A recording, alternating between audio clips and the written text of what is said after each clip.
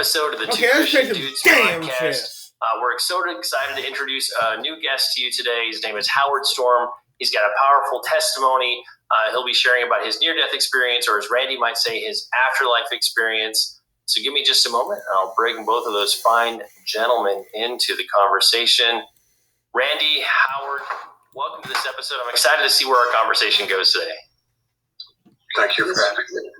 Thank you, Howard, for joining us. You know, this is going to be an exciting time together because I wanted to talk to you for a long time. We have a mutual friend, John Burke, who wrote Imagine Heaven. And then you actually have a distinguished career. You had been a professor, an art professor, and you have painted some stellar pieces of artwork. You have taught within the university. You have been a pastor for a church in Kentucky and recently retired from that. You've authored numerous books, and we'll get to talk about maybe one or two of those. And then you've been interviewed. I was mentioning to you, I saw you on, I think, Amazon it was. You've been on Oprah Winfrey, all over the place and being interviewed about your story.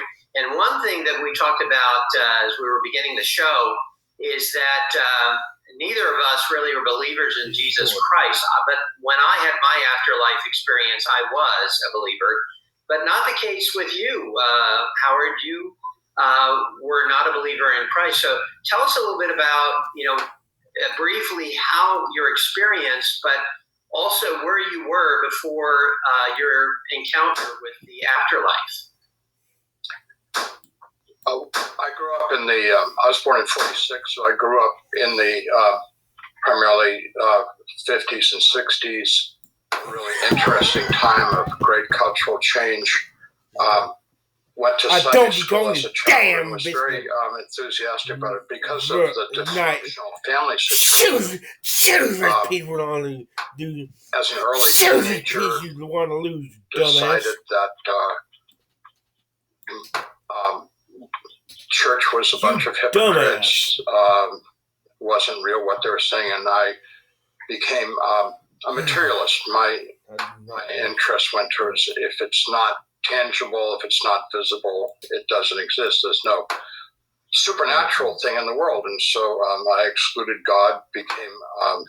Started reading with Camus, Jean-Paul Sartre, and Martin Heidegger and stuff, and became a committed atheist. And went to college at the age of 17 and took a philosophy class, and that professor was an atheist and became quite confirmed in those beliefs. Hardcore.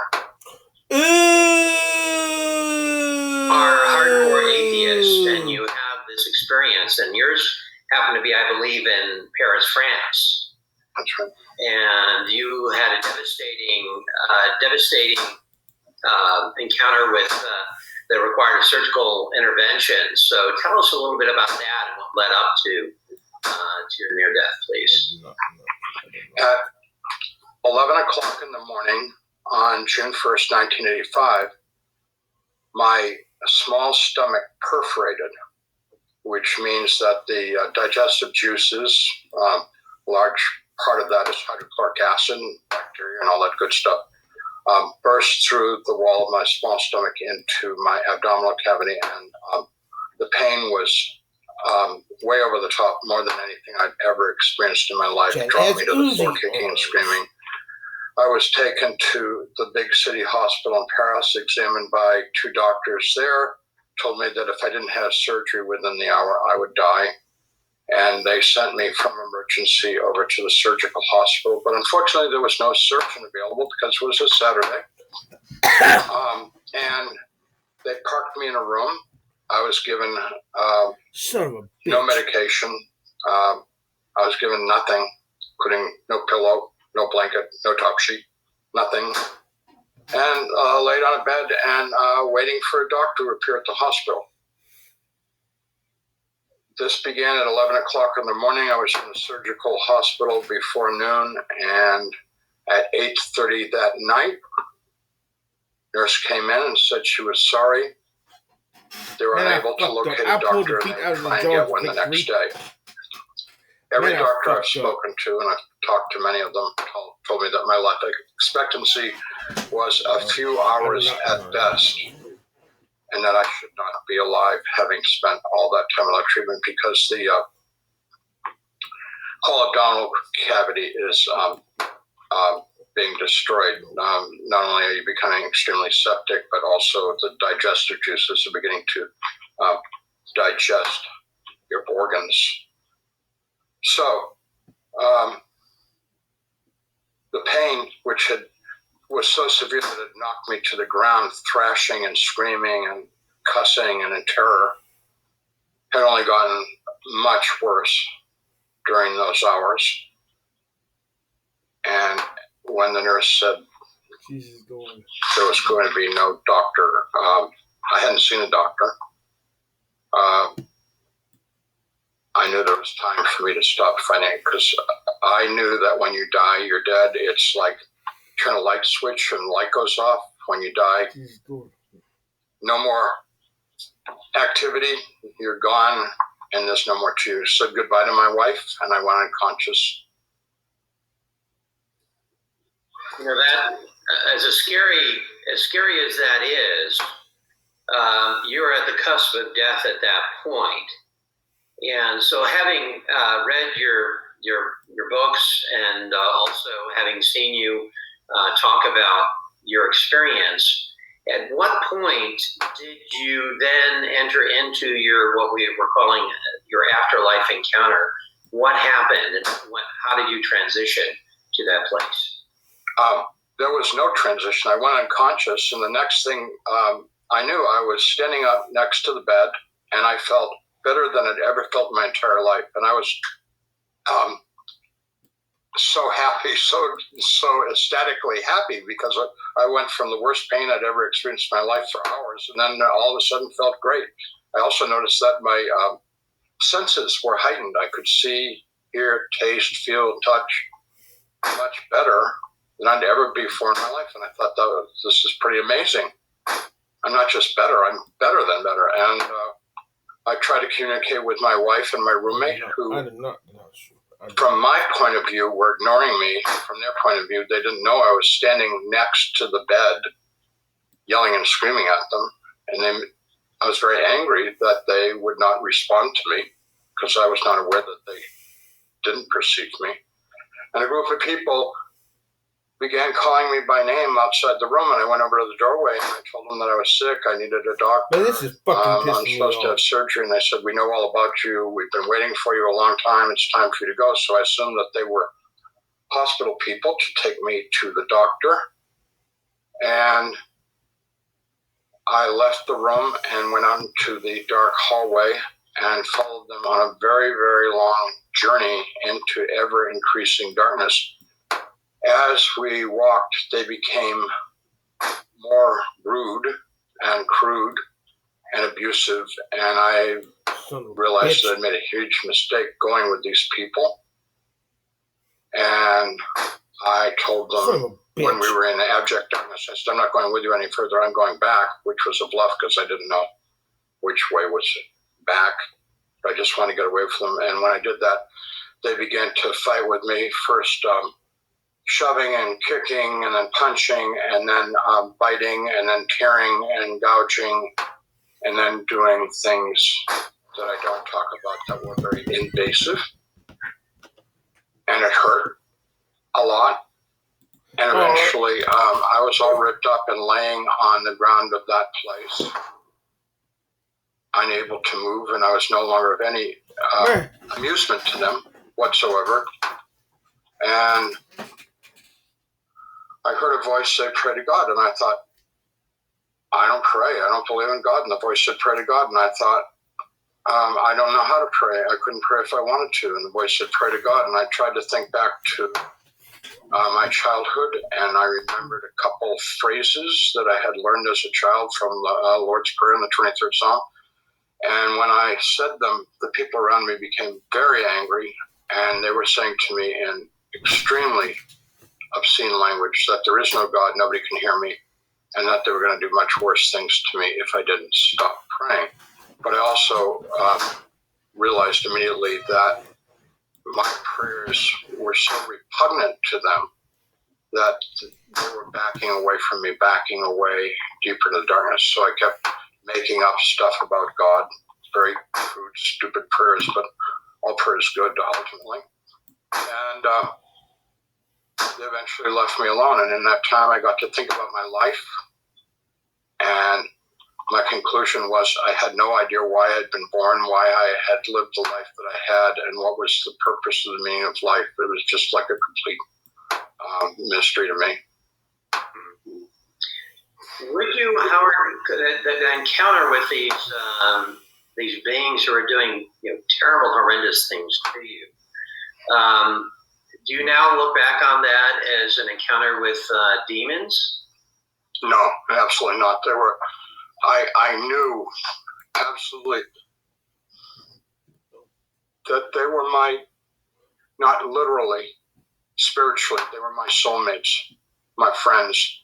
These were the people that I hung out with that affirmed my beliefs. And the belief at that time was counter to Jesus Christ as Lord and Savior. Yeah, we mocked Christianity a lot. That was one of our favorite targets of sarcasm and mockery. Yes. So at what point then, having had this encounter and you prayed out to God, so you prayed out to God and then what happened? So in this self-analysis that I did, came to the conclusion that I was where I belonged, that this was where I was going to be forever and ever. But it was a horrible thought that I was stuck in this place. And as I sank into that despair of complete hopelessness, my mind went back to my childhood in a Sunday school classroom singing "Jesus Loves Me." And I could see it and I could hear it in my imagination. And most importantly, I could feel it, that there was this, and I don't mean any disrespect for this, but there was this Superman guy, this cool guy who was my buddy, Jesus. When I was a little boy and I was afraid or had a nightmare at night or something like that, I would pray to him and he would make things right. He took care of me. And I needed somebody like that now. And so I called out to him. And I called out into the darkness, "Jesus, please save me."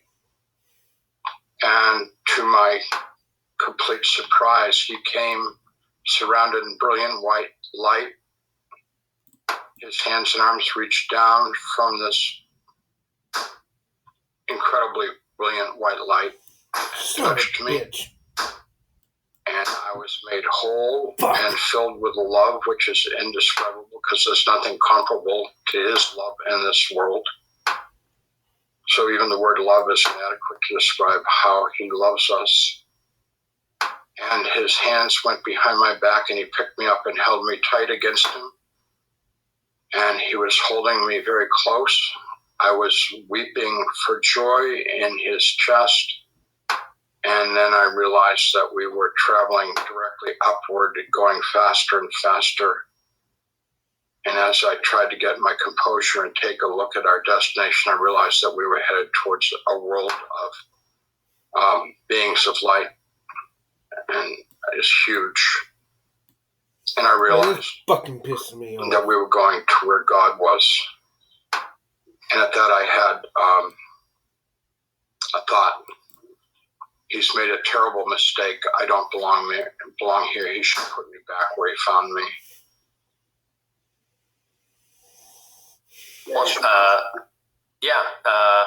Howard, in terms of when Jesus embraced you, picked you up, did the pain, the torment you were feeling, did that dissipate in an instant? What transition there? Yeah, it was. The pain was filled with an ecstasy of love, of being loved. And I just want to add that not only did I feel loved, I felt known. You know, it's like when you go home and there's your mother, your father, your sisters, your brothers, your family, and it's like you can kind of relax a little bit because, like, you can be who you are. You don't have to put on, any Son of a bitch. act or anything. You're where you belong. Yeah. Well, being with Jesus is where we all belong because He knows us. And in terms of I want to go back a little bit earlier in your story. In terms of the people or beings, whatever you want to call them, in the hallway calling you out of your hospital room, as you followed along with those folks, did you see a light you were going towards? Was it a tunnel? Because you talked about you end up in a place of kind of utter darkness. So what was that transition experience like? Well, I pretty soon, walking with him, realized that there were no walls, no ceiling, just a surface that we were walking on, and it went from gray to darker and darker and darker. And I'm thinking there's something very wrong with this picture because, like, I'm on the third floor of a hospital, and it's not that big. You can't walk for miles and miles. We were walking for miles, and you can't walk for miles and never encounter a stairwell or a wall or anything else. So it was. I was getting very, very concerned about this as irrational. Now you're a thinking person, Howard. Always the academically inclined. You've taught in the academic setting.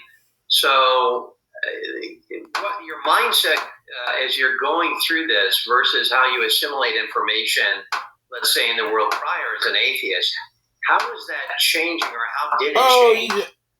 Through those circumstances? I was being exposed to a reality that I had no knowledge of and no belief in existed. There is this reality of the universe that we live in and we all have in common, and we call that reality.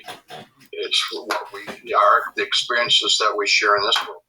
But there is a greater reality, a much bigger and more important reality that our physical universe is just a little subset of. And I had left the physical universe and gone into this greater reality, and I was trying to figure it out, which was pretty hopeless because, everything was a whole new ballgame. And then the ball game changed, didn't it? Because at some point, you had been in the presence of Jesus Christ, encountering God from this point of desperation. And then what happened as you came back? And I have to say this caveat, studying you a little bit, Howard, is that you have described yourself as not being a terribly kind person, I think, if that's fair, going into this. So obviously you've changed dramatically. So what happened following this very ethereal encounter? Immediately, when after this experience, and Jesus sent me back into the body, into the bed, the nurse came back into the room at 9 o'clock at night and said, "The doctor's coming, we're going to give you the surgery." So I was prepped for the surgery and had the surgery at 10 o'clock. And next morning when I woke from the surgery, I knew that the most important thing in my life had happened to me. I know this sounds strange, but I feel like it was more important than being born, because I felt like I finally, because of the things that Jesus showed me and told me and taught me patiently and kindly, that I finally knew what life was about and what my life was about. And so the big problem was, where do I begin? Because eventually I'm going to get well, and I'm going to go home and go back to my job and my family, and what do I do? And it was reevaluating everything from top to bottom. Well, I actually want to back us up just a moment, Howard. When you encountered Jesus, he took you through some sort of a life review, and you got some kind of a perspective on, and as we make choices, as we go through life, how that impacts Jesus and the angels, and I guess we could say the the impact that our actions here on earth have in heaven. I feel like that's a real important part of your story. Share a little bit of that with us. They showed me my life in chronological order, not every moment of my life, but everything that they felt was worth learning from. And to summarize it, what they wanted to see me do was to be compassionate, to care about other people. And being a alpha male, my concern was my own welfare and not other people's welfare. But I was socialized enough growing up in Massachusetts that I had social skills so I could act politely and pretend to be kind and interested in other people, but in fact I wasn't. I didn't care for other people very much, and I was only really particularly interested in if they could do something for my benefit, and completely uninterested in if they could not. So this hurt Jesus, and it hurt the angels. They very much disapproved of the way I was leading my life. The other thing was that all of my accomplishments, like honors, awards, promotions, successes, achievements, they had complete lack of interest, total lack of interest in it. I'd say, but like I strove all my life to accomplish that. And they'd say, that's not important. That's nothing. Let's see how you treated your sister, your wife, your kids, your students. And then I would watch a scene where I would treat them, because not only did we get to see these things, but I also got to see how I felt and how the people felt by the way I had acted towards them. That in itself, I would imagine, had such a transformative effect on you, because you had, in retrospect, Get that whore out of here. You were basically told that you needed to treat people more kindly, more generously. But how do you change the have to the want to? I mean, there's one thing we're all told, be nice to your brother, sister, or your friend, or whomever. But that's hard to do from a disciplinary action. How did that change your heart then to the point where you were that person who wanted to be kind, wanted to be generous and loving? Well, I'd like to say, so my experience was 35 years ago, 85 till today, and I'm still working on trying to be more kind, more compassionate, more caring. But when I asked Jesus what my job was, when I come back to this world, he said, love the person that you're with. So I try and focus on the person that I'm with, that I'm interacting with, whether it's in person or on the phone or, through the computer, whatever. I try and listen carefully and to be there for them. One thing I learned as a pastor, and I did that for 30 years, is you can't fix anybody. You can't change anybody. All you can do is respond to them in the way that's appropriate given that situation, in the way that they are seeking help or not seeking your help. Yeah, so you came back actually after this, and what was curious, what was the first thing you said or did after, and if you could just briefly mention, how did you come back? How were you returned? So you're in this place, and what was the transition for you? No transition. It was like, blam, with Jesus in bliss, in ecstasy, back into the body. He told me that's how it was going to be, so I wasn't surprised. And then immediately the nurse came in and said, a doctor has arrived, and they started prepping me for the surgery. But first person I talked to after the experience, which was on Sunday morning when my wife came to see me in the recovery area. She came into the room and I said to her, it's all love. Son of a and bitch. She said, I love you. And I said, yeah, I know, but I'm not talking about that. I'm talking about it's all love. Son of a bitch. And she said, well, there are a lot of people that love you. And I said, I know, but I'm not talking about that kind of love. I'm talking about a huge ocean of love. Fuck. And you have to let go and dive into the ocean and be part of that love. And she said, You need to go back to sleep. You're talking crazy. Fuck. And I cried. Mm-hmm. She wasn't you, that man.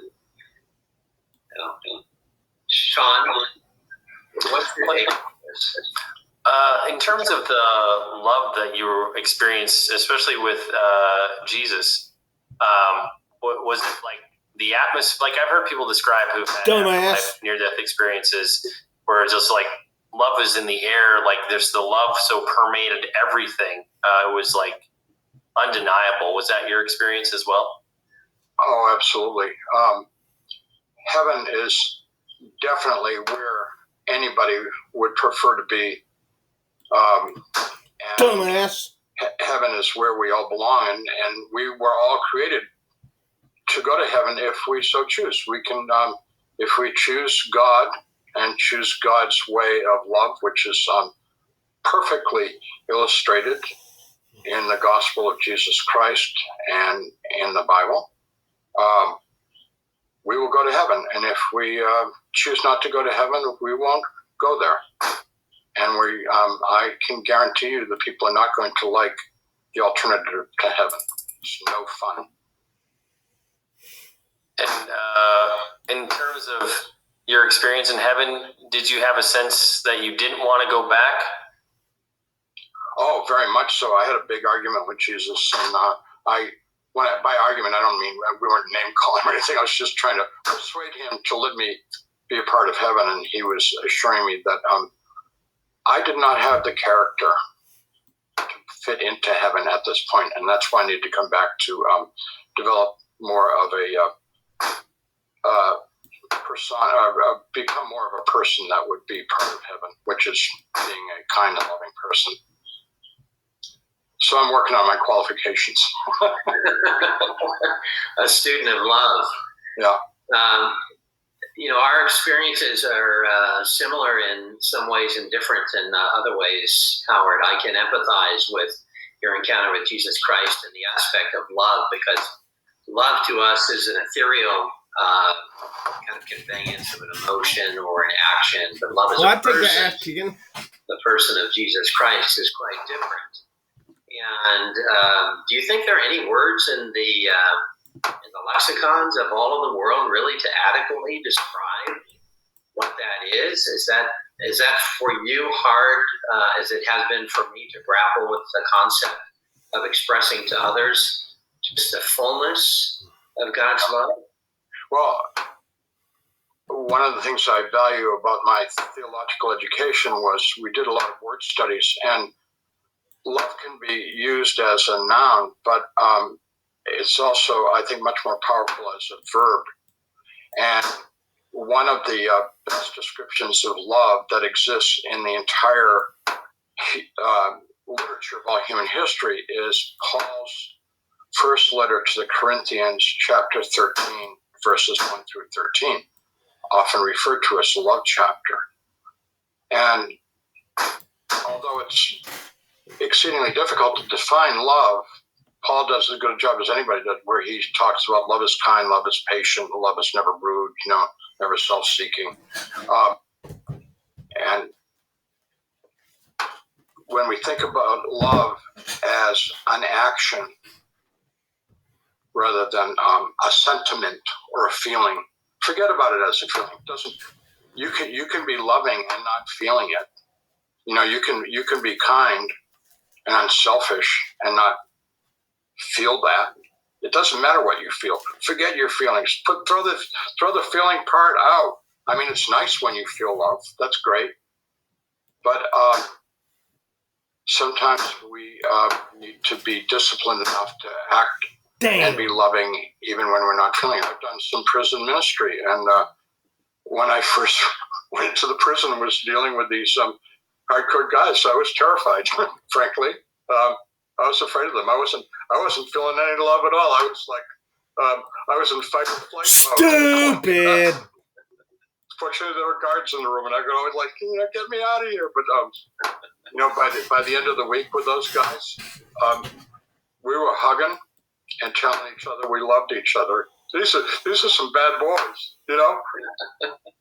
Yeah, you could have had another near-death experience or permanent death experience.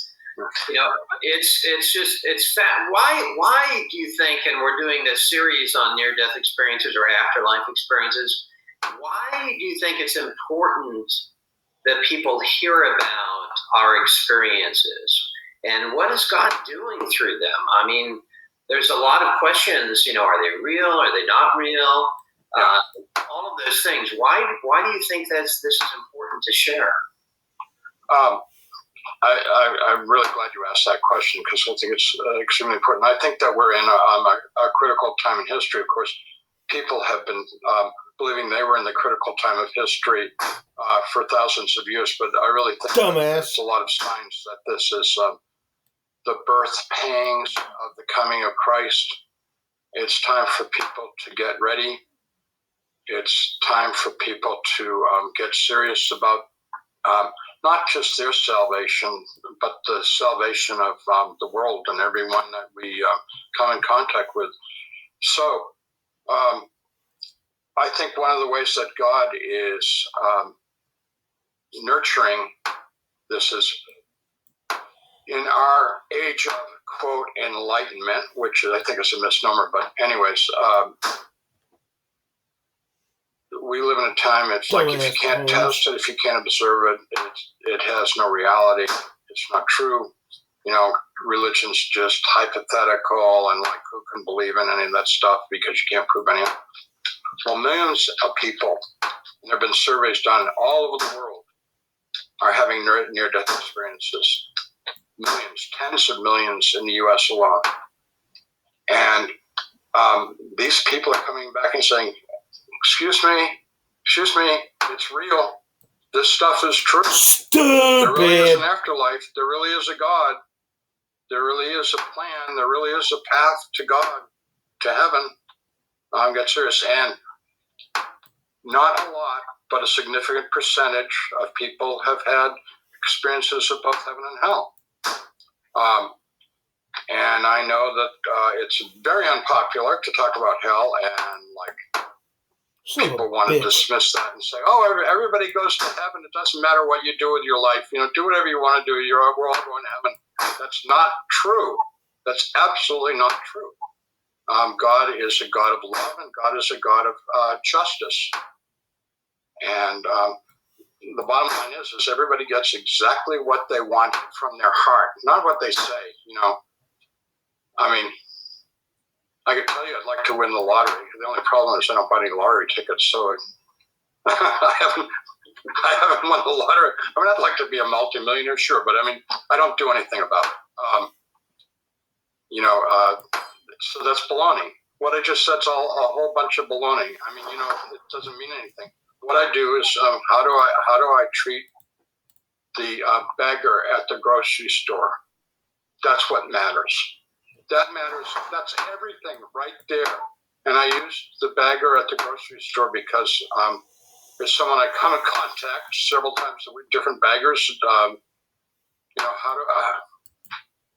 How do I treat the cashier, the shopkeeper, the person that waits on me? How do I treat the stranger? How do I treat my family?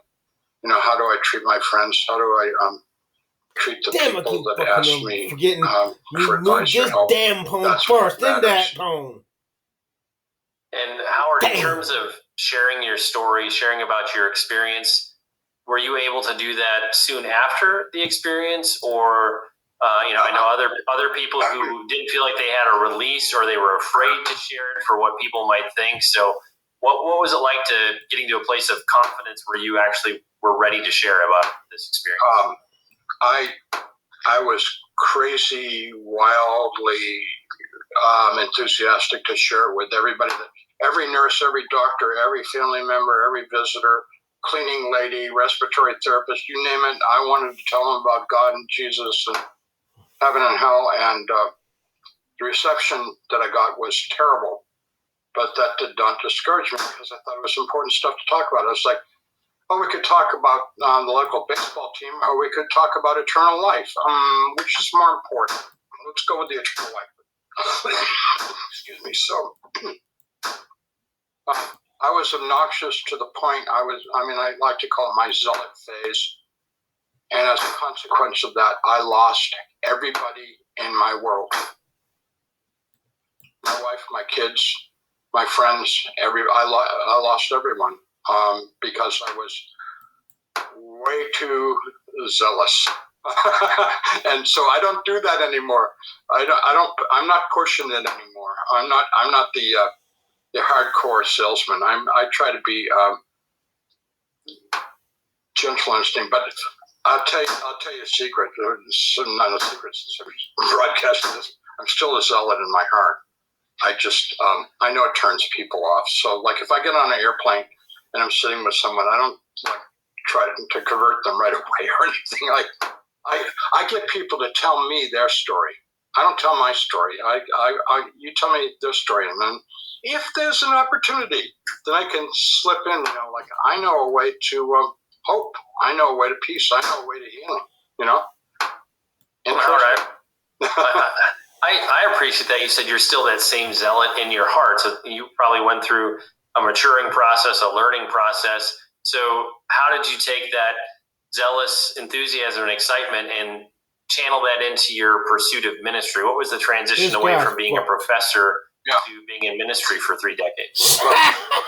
Stupid. A local church, and I fell madly in love with the church because there was a bunch of nincompoops like I was, all seeking God. Like, hey, I found where I belong. We're all a bunch of bumbling idiots searching for God, and we're doing it in the Christian tradition. So I was really happy to discover this group of people. So during the day, I'm doing my job as a teacher at the university, and then in the evenings on weekends, I'm like at the church,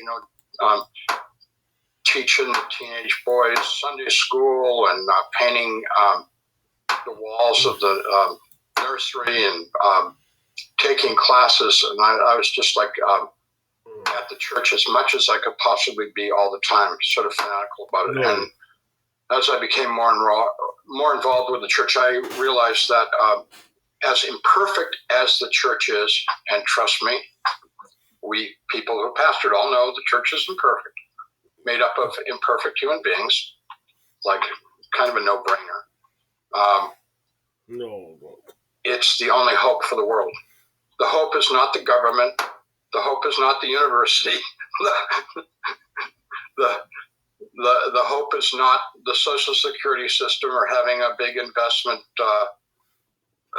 fund for your retirement. The hope for us individually and for the world is the church. And flat out, it's the only hope. That whore out of here. There is no other hope. And so I talked to people about the idea of going into the ministry, and some of them encouraged me and some of them strongly discouraged me. And they were all being pretty honest about what is this damn the pluses whore and trying to minuses, do? and I decided I need to do that. So I went to seminary for 3.5 years. I went to a Methodist seminary and got a amazingly wonderful What education. is this damn whore trying to do? With a group of nincompoops just like me who wanted to go into the ministry. It was mostly second career people that I met in seminary. There were very few people in their 20s. There was one guy who was 65 years old, a retired superintendent of schools who was going to seminary so he could spend the last years of his life pastoring. Wonderful guy. Anyways, I love seminary. If I could have stayed at seminary for the rest of my life, that would have been perfect. But unfortunately, I was paying for it and not making any money, which so a negative income there. And then being involved with the church has been a great learning experience, and I still absolutely believe in the church, although having pastored for 30 years, I know where it's weak and where its strengths are, but the church is the hope of the world. And I just want to say this, and I know you guys know this full well. If it weren't for the Christian church, our world would be so barbaric today. It would make Rome looked like, in Rome, popular entertainment was watching women and children being eaten alive by wild animals in the Colosseum.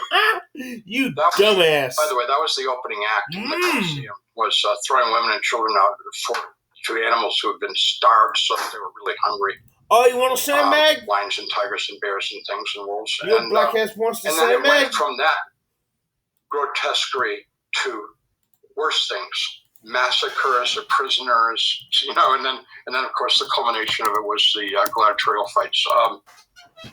The majority of people in Roman civilization were slaves, and their life expectancy was less than 30 years old because they were basically worked to death and fed very little. That's the world we would have without the church, and people better wake up and realize that the church is the change agent in Western civilization. People knock the church, and the church has made some terrible mistakes along the way. But the good that it's done. For example, one last thing. I know I'm on a rant here, but I got to say this stuff. Damn. Hospice, hospital. You know where that started? Early Christians picking up babies that had been thrown out on the street, abandoned out in the street. Christians going out and picking up sick people because when people got sick, Roman civilization was wise enough to know that sickness was often contagious. So when someone got really sick, they would put them out in the street to get rid of them because they wanted to get them out of the house because they didn't want to get whatever they had. And the Christians would go and pick up these babies and pick up these sick children and sick elderly people, etc., and take them home and nurse them. And oftentimes they would become part of their family. That was the beginning of hospitals and hospice care. Wow. One of our little contributions to world civilization. Howard, we're having on here somebody who's had a near-death experience, and she is in hospice. So I'm going to mention what you said to her when she comes on the show. Appreciate your saying this. I have a very important question or asking you to please speak to our audience. At least he was a good sport. There are he took that whole fucking race with a smile. He took that whole fucking with a smile. Others are saying, I have a faith challenge for some reason or another. Going through He's bringing that whore. Else or a death of somebody else. And then there's the third, which are people who, the heart of hearts, they're not true believers. Maybe they're hopers or they're deniers altogether. You have experienced heaven and hell, and there aren't many altogether. They're not true believers. Maybe they're hopers or they're deniers altogether. You have experienced heaven and hell, and there aren't many that we are with whom we can talk, who can speak from those vantage points. So speak please to that person now who is, let's say, on their way not to heaven, but to the other place. What can you say to them right now that would convince them to adopt Christ in their heart? I really believe that one of the reasons why people do not seek the love, peace, hope, joy that God gives freely is because they think they are not worthy. They don't deserve it. They think maybe they've done something so bad that God would reject them. They think that somehow they're outside of God's care. You're wrong. You're completely wrong. We were made by God. Therefore, we are children of God. When Jesus came into the world, he threw out all the legalisms, all the boundaries, and invited everyone. He invited the Roman soldiers. He invited the pagan idolaters. He invited the people that were hating their society, the tax collectors, the prostitutes. He opened his arms and said, come to me, come to God, and we will forgive you and we will love you. All that you have to do is ask for it. So I would say to those people, every moment of our life, we make choices. We make choices, to do this, to do that, to make decisions. And I'd say the most important decision that you can make in your life is to invite God in the person of Jesus Christ to come into your life, and then follow it up by reading the Gospels, by finding a church, and learning who this God is that you've invited into your life, and then developing a ongoing daily relationship with the Spirit of God, which we call the Holy Spirit, which will guide you every step of the way. I want to hear where to contact you, Howard, and I'm going to turn this over to Sean to ask you kind of the closing questions here. But it has been such a blessing for us, and we thank you for joining us on the show today. Thank you. Well, I actually have one more question, Howard, before we wrap up. And Randy, I'd love for you to chime in on this as well. Talk to us a little about just the intensity of the memories of what you experienced. Because I know, having talked to Randy many times, there's a weightiness and an intensity on your memories of your experience that don't seem to have faded. So maybe each of you weigh in a little bit about how intense have those feelings of those experiences stayed through the years? One of the things that I've had to learn how to do to talk about my experience is to detach myself from the actual experience, because I can go into the experience and emotionally get so involved because it becomes so real and so vivid. It's really quite extraordinary because, particularly the older I get, the more I forget. What did I come in this room for? I came in this room to find something. I don't even know why I came in here, Oh, screwdriver. I was looking for a screwdriver. So, as I get older, my wife is telling me, I've told you this 5 times. You don't remember. And I'm like, sorry, I don't remember, sweetheart. But the near-death experience is as vivid as if it happened yesterday or this morning.